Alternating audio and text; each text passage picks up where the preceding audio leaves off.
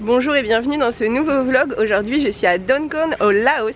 C'est une petite île au milieu du Mekong et là je me rends pour prendre mon petit déjeuner chez Emily parce qu'hier j'y ai mangé des nouilles incroyables et là j'ai tellement envie de goûter leur petit déj. Moi, c'est Natacha. Je suis de retour sur mon continent préféré, l'Asie. Après avoir visité le Vietnam, le Sri Lanka et le Cambodge, je continue mon périple de la jungle laotienne à la frénésie de Bangkok en passant par les plus belles plages du monde et le delta du Mekong. Et voici le fameux restaurant incroyable. Il paye pas de mine mais il est trop bien. Alors d'abord j'ai un incroyable thé vert avec vraiment les herbes aromatiques à l'intérieur de l'eau. C'est une grosse crêpe avec à l'intérieur des tonnes de bananes au chocolat. Et par-dessus, je peux ajouter du bon miel. Mon pancakes me coûte 25 000 kips et mon thé 6 000 kips.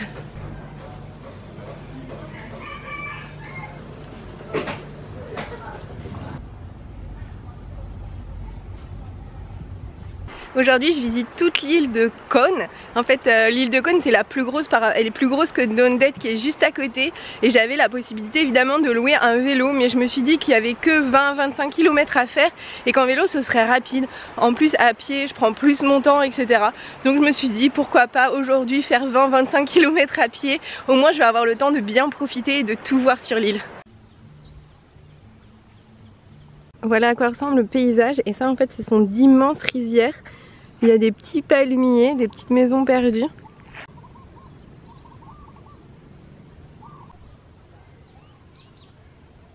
Voici à quoi ressemble le Mekong ici, c'est pour ça que ça s'appelle les 4000 îles. C'est parce qu'en fait vous avez des mini îlots un petit peu partout, en plus d'îles qui sont géantes comme ici.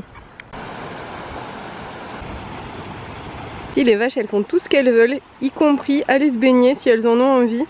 En fait elles sont pas du tout accrochées, elles ont un lien mais qui tient à rien. Il y en a une seconde ici.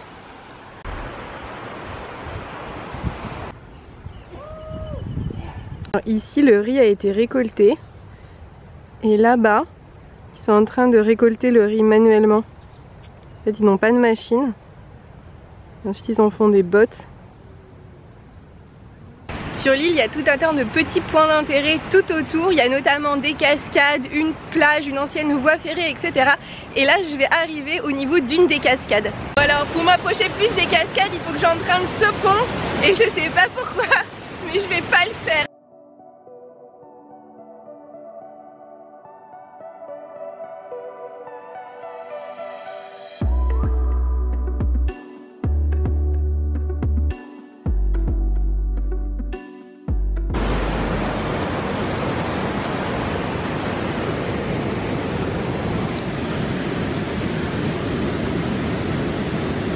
Oui, les chats m'aiment toujours si vous vous inquiétez pour moi. Ils accourent toujours pour venir me voir, me faire des petits câlins. Oh, il est choupi.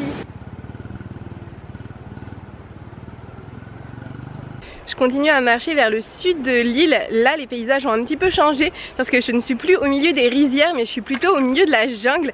Cela dit, la route, c'est une belle route en béton, donc très facile d'accès.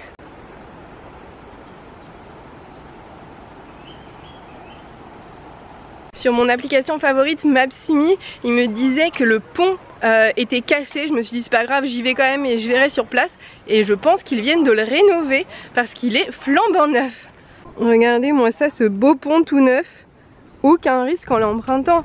Et là il y a des machines de chantier, c'est pour ça que je pense qu'en fait il est assez récent. Au bord de la route je vois 7 lianes. Et je monte les yeux et je vois 7 arbres. En fait il est composé que de lianes, il est incroyable. Mais on dirait quand même que c'est une seule unité et il y a des lianes partout. C'est magnifique, mais vraiment tellement beau. Alors il paraît que le deuxième pont aussi est cassé, donc je vais voir ce que ça donne. Sinon au pire je rebrousserai chemin. Le deuxième pont est aussi en parfait état, je pense qu'il vient d'être reconstruit. Je suis passée par un tout petit village pour arriver tout au bout à la pointe de l'île et ça a l'air super sauvage et trop mignon.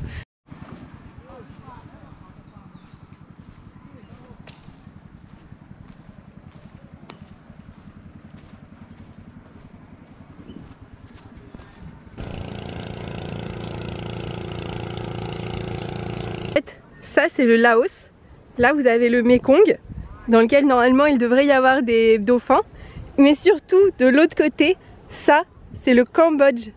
Là, la côte juste ici, c'est un autre pays. Je suis vraiment au bout du Laos.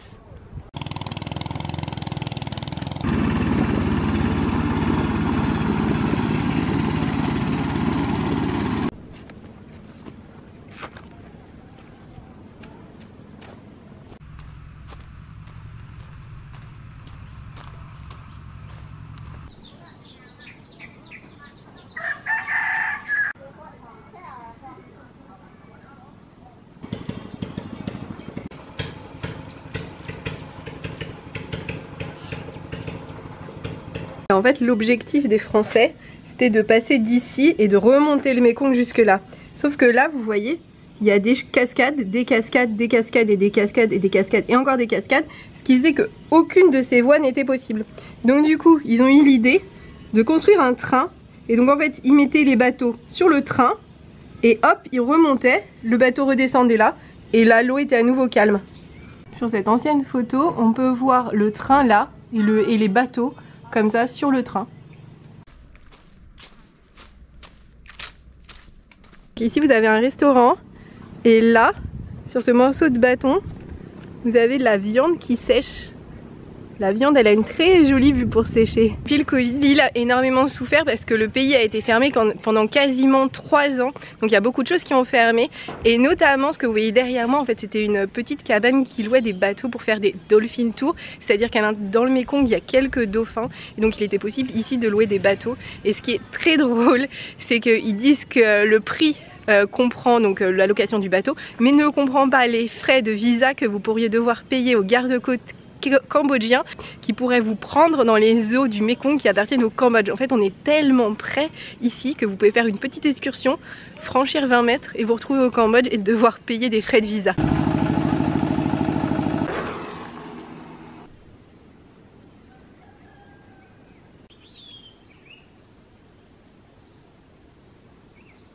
J'ai déjà fait 2/3 du tour de l'île en à peine 3 heures, donc en prenant vraiment beaucoup mon temps. Donc c'est une île assez courte et donc vraiment je vous conseille de la faire à pied et non pas en vélo parce qu'en vélo c'est vraiment trop rapide.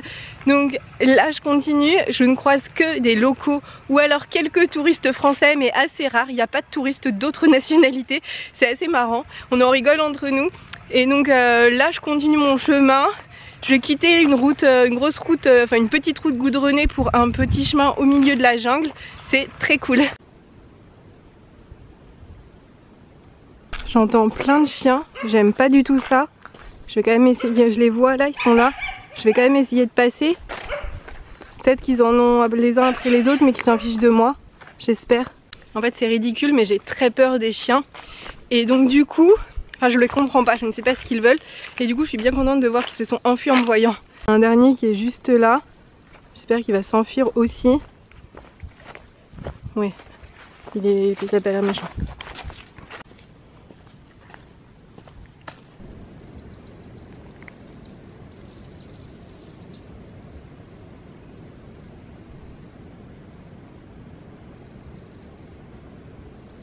Par rapport à la taille de mon pied, quasiment, il est même plus long que la taille de mon pied. Je suis arrivée au niveau de la plage, je sais pas encore si je vais me baigner, je vais voir mais j'ai l'impression que le courant est assez fort et du coup ça me fait un petit peu peur.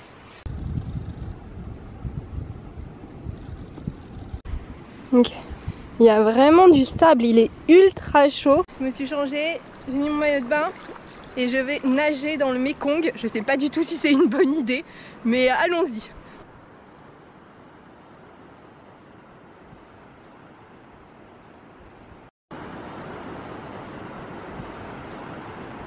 Je sors de l'eau du Mékong est super chaude. Le seul truc c'est que je me suis pas renseignée de savoir si c'était conseillé ou pas de se baigner dans le Mékong. S'il y avait soit des animaux dangereux, soit des parasites, j'ai rien regardé.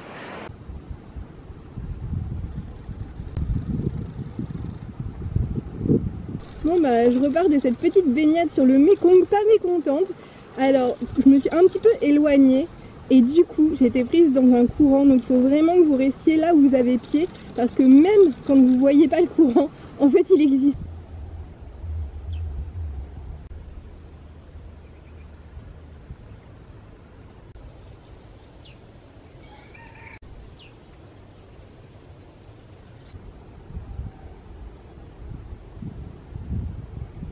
je suis retournée dans la rue commerçante et spécialement pour remanger dans le resto qui s'appelle Emily's Kitchen parce que pour rien au monde je voudrais manger ailleurs. J'ai commandé du poulet servi dans des feuilles de bananier. C'est dur avec une seule main. Et donc du coup il est cuit à l'intérieur. Hop. J'ai attendu 50 minutes parce qu'en fait c'est très long du coup à cuire. Oui. Voilà. À quoi cela ressemble? En fait, il y a une sauce. Ça a l'air incroyable. Je viens de sortir du resto après 2 heures parce qu'en fait il m'a fallu plus d'1 heure avant d'avoir mon plat, mais ce qui est normal c'est parce qu'en fait c'était du poulet cuit avec du lait de coco et de la citronnelle dans des feuilles de bananier et forcément ça prend beaucoup de temps sachant qu'il les prépare à partir du moment où vous les commandez et c'est pour ça. Et honnêtement c'était un plat plus cher que d'habitude mais je l'ai pris dans ce resto et je me suis dit bah ici à mon avis ils le réussissent et effectivement c'était trop bon, c'était une incroyable expérience. En fait le lait de coco a réduit avec la cuisson, il a formé une sorte de pâte hyper parfumé à la citronnelle avec des bons morceaux de poulet qui étaient cuits tout doucement et donc hyper fondant et c'était juste délicieux. C'était servi avec du riz gluant et voilà, et du coup c'était vraiment une bonne expérience. Généralement les gens le prennent avec du poisson mais comme je suis moins fan du poisson j'ai préféré rester sur du poulet. Et là je repars visiter le reste de l'île que je n'ai pas encore vu. Il me reste quelques petites chutes d'eau à voir et une plage aussi. Où là-haut on dit un village, un temple et donc du coup là je suis au niveau du temple du village. Il est juste très joli. Il a des nagas qui font un petit peu peur sur les côtés et devant en fait il y a un grand cimetière et dans les cimetières bouddhistes c'est pas des croix comme dans les cimetières catholiques, c'est des petites stupas qu'il y a au-dessus des tombes.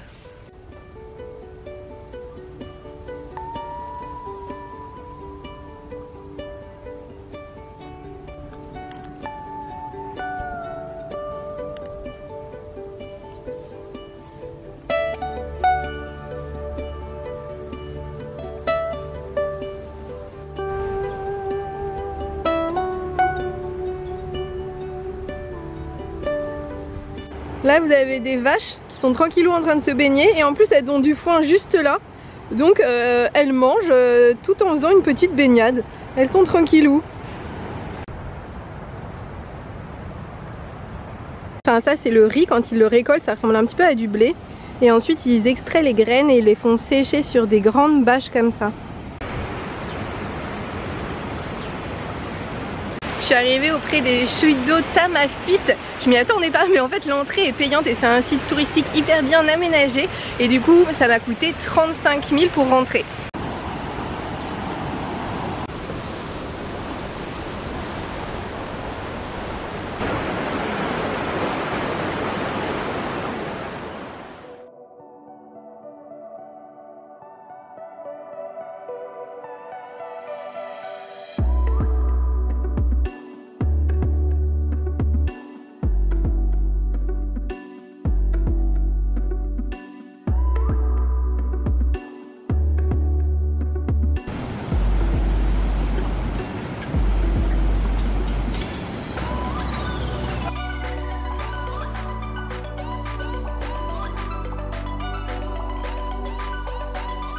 En fait ils ont hyper bien aménagé la zone. Là il y a toute une route en béton par laquelle on accède par ce pont et on peut rejoindre les cascades par là-bas et du coup c'est là où je vais.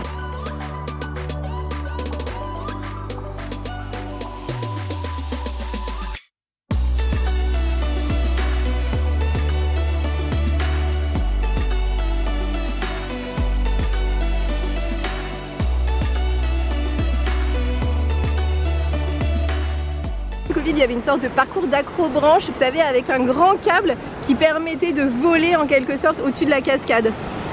Souvent les chutes d'eau sont impressionnantes parce qu'elles sont très hautes mais pas très larges. Et là c'est exactement l'inverse. En fait ces chutes d'eau ne sont pas du tout hautes mais elles sont extrêmement larges et la puissance de l'eau est absolument incroyable. Donc elles sont pas du tout comme des chutes d'eau qu'on voit d'habitude mais elles sont tout aussi impressionnantes.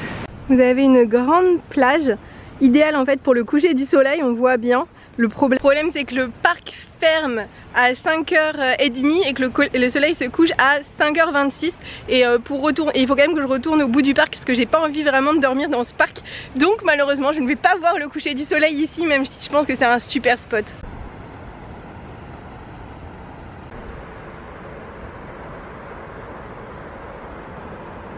et bah c'est sur cette jolie plage que je vais vous quitter pour la journée. Il me reste plus qu'à rentrer à mon hôtel. Ce soir je pense que je vais juste manger un petit dessert parce que là j'ai vraiment trop mangé. Donc il va plus rien se passer de très intéressant pour vous, ce qui fait que c'est donc la fin de ce vlog. Merci beaucoup de l'avoir regardé jusqu'ici. N'hésitez pas à le liker si vous l'avez aimé et à vous abonner pour voir celui de la semaine prochaine. Non, on fait plus ça depuis des années.